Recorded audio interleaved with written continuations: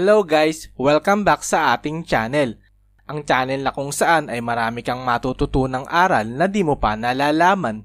So guys, kung ikaw ay bago sa channel na ito at mahilig ka sa ganitong video, paklik na lang ang subscribe button at paki-turn on mo na rin ang notification bell para lagi kang updated sa new upload videos ko. Nag-a-upload ako ng video, isa o higit pa kada linggo. So guys, simulan na natin.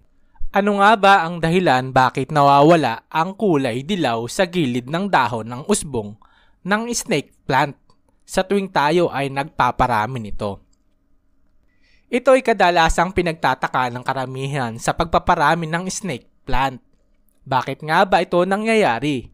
Kaya sa video na ito ay tatalakayin natin ang mga maling paraan at kaalaman tungkol sa pagpaparami ng snake plant. Kaya manood ka at alamin kung ano ang dapat mong gawin. Ang Sansevieria tripasciata o mas kilala bilang snake plant o mother-in-lutang ang isa sa pinakamadaling alagaan na halaman, kaya naman hindi nakakapagtaka na isa ito sa pinakakilala na indoor plant sa mga mahihilig na mag-alaga ng halaman. Karamihan na nga na mga mahihilig sa halaman ay meron nito. Ang halamang ito ay merong matigas na katulad ng espada, na hugis na dahon, at humahaba ito na umaabot sa 6 na pulgada hanggang sa 8 talampakan. Ang bawat uri ng snake plant ay maaaring nagkakaiba-iba sa hugis at kulay ng mga dahon, ngunit nagkakapare-pareho naman ito na merong mga magkakaibang disenyo na makikita sa mga dahon. Narito ang mga bagay na kadalasang maling ginagawa sa pag-aalaga ng snake plant. Ang mga maling kaalaman sa pagpaparami sa pamamagitan ng dahon ay marahil nagtataka ka kung bakit nawawala ang dilaw na kulay sa gilid ng dahon kapag tayo ay nagpaparami ng snake plant sa pamamagitan ng dahon.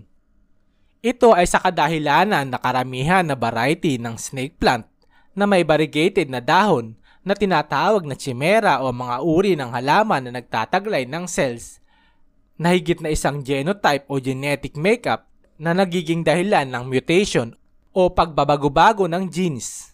Ang mga halamang chimera kapag pinarami sa pamamagitan ng dahon ay nawawala ang kulay ng mga bagong susupang na halaman. Ang lahat ng ito ay magiging kulay green na version. Isa sa malinaw na halimbawa ay ang Sansevieria laurenti. Kapag pinarami mo ito gamit ang mga pinagputol-putol na dahon, ito ay nagiging purong berde na tinatawag naman na tripasciata o olive-green. At ang Sansevieria black gold na nagiging Sansevieria black dragon.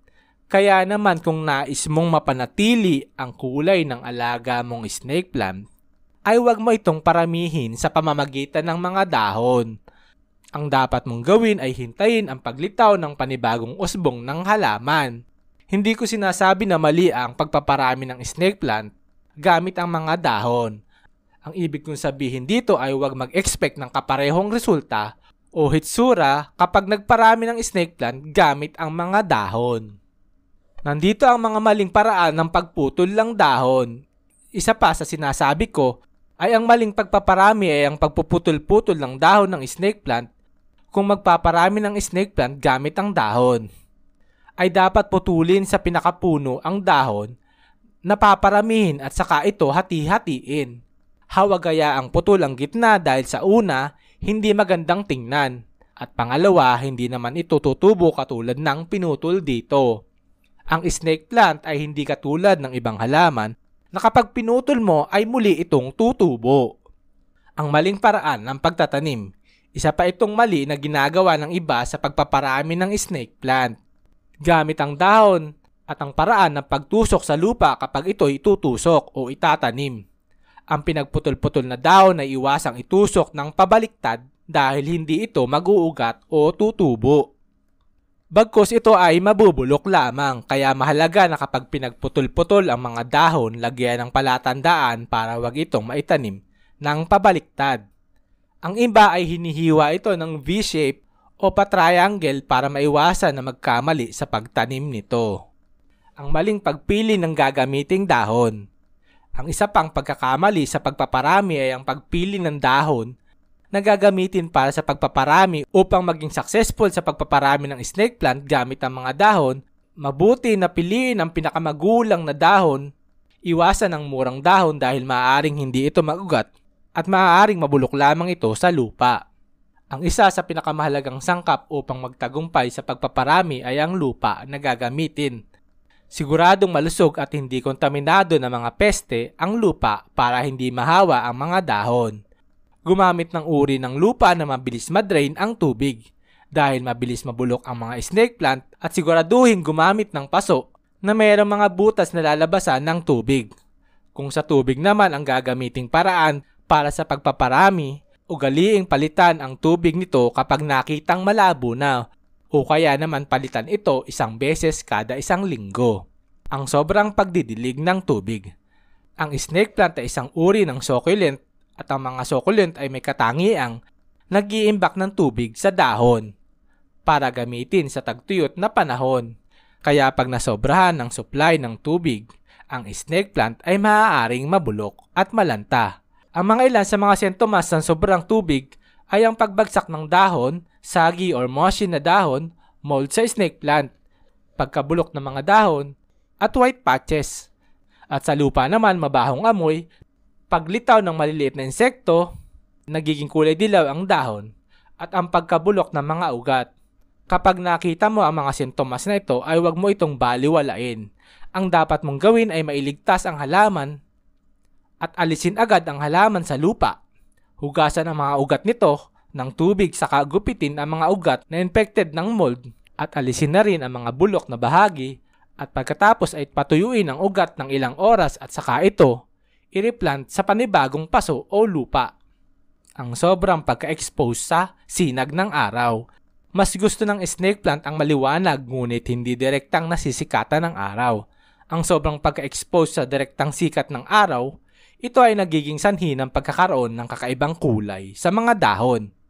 At ang pagkasunog ng dahon nito, kadalasang kulay brown at yellow ang mapapansin mo sa gilid at dulo ng dahon nito na sintomas ng sobrang pagka-expose sa araw. Upang maiwasan ito, ilagay ang snake plant sa maliwanag at makulimlim na lugar. Ang snake plant ay madali lamang alagaan at mas gusto nito na pinababayaan lamang. Ang sobrang pag-aalaga ay isa din sa nagiging dahilan ng pagkamatay ng halaman.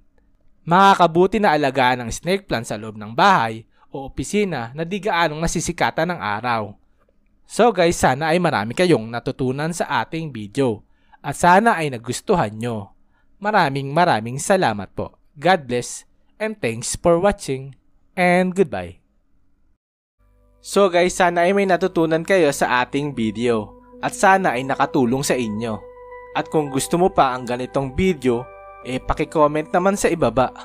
At kung nagustuhan mo ang video na ito, pakibigyan naman ng thumbs like at paki-share na rin para sa kaalaman ng iba. At huwag kalimutang mag-subscribe, pindutin ang bell para lagi kang updated sa bagong upload videos ko. As always, like and share. Ingat, God bless, thanks for watching, and goodbye.